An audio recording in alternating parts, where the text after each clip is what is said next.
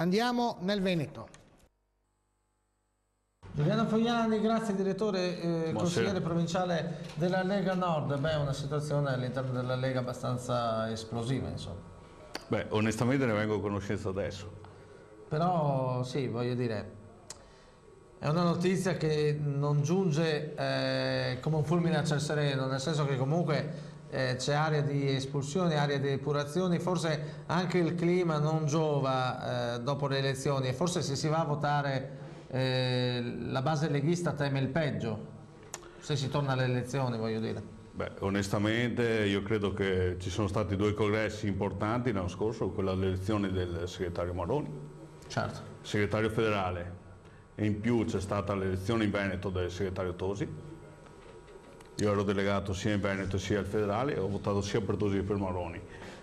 Penso che in questo momento le priorità siano altre per i cittadini. certamente. Senta, a proposito di legge elettorale, non conviene tornare col Mattarellum? Forse magari c'è qualche possibilità in più? Beh, c'è qualche possibilità in più, si tornerebbe a una vecchia politica, diciamo per i cittadini che devono votare, e vorrei anche aggiungere, mi viene adesso, visto che mi fa questa domanda, mi viene anche da aggiungere che dei grillini pochi ne verrebbero eletti.